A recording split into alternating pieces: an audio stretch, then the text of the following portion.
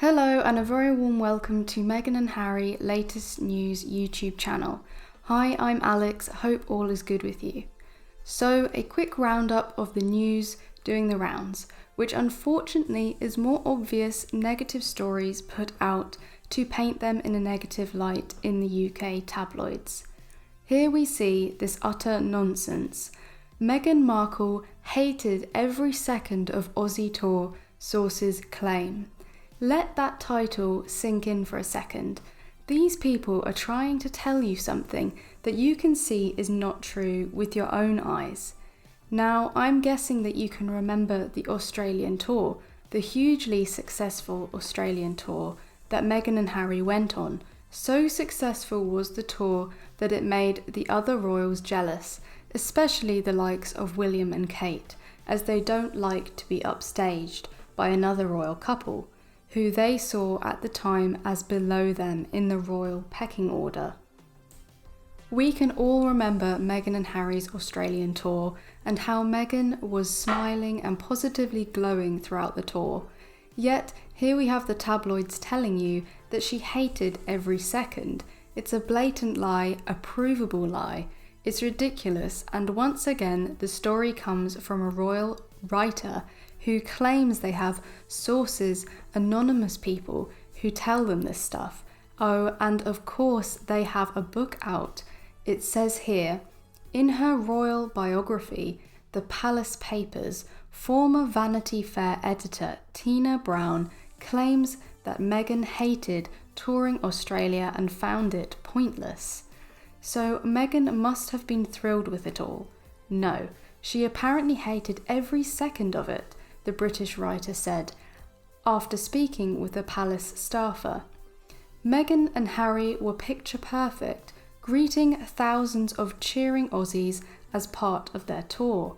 But behind the scenes, Meghan was apparently more keen to promote the causes she wanted to spotlight, rather than fulfill the representational role traditionally carried out by royals, according to a source. She didn't understand why things were set up in that way, a worker told Brown. Instead of being excited when thousands of people showed up at the Opera House, it was very much like, what's the purpose? I don't understand this.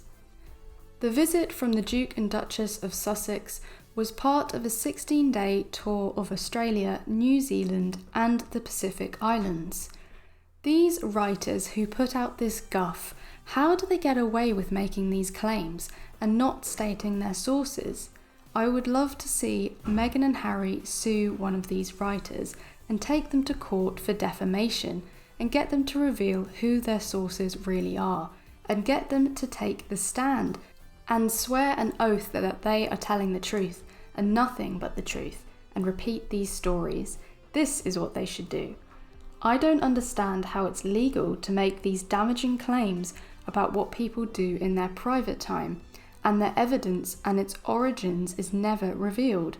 With a setup like this, these people can say anything they like. Meghan and Harry make a stand against these writers and their anonymous sources. In other news, Meghan and Harry's Netflix animated show has been cancelled. It says here Meghan Markle's animated show about a young girl has been dropped by Netflix. The Archwell Productions show Pearl, one of two projects announced as part of her and husband Harry Windsor's deal with the streaming service, was set to focus on the adventures of a 12-year-old girl inspired by influential women from history. Meghan was to serve as an executive producer of the series alongside David Furnish, filmmaker and husband of Elton John, according to an announcement published on the Archwell website last July. Pearl has been axed by Netflix as part of strategic decisions the streaming giant is making around animated series.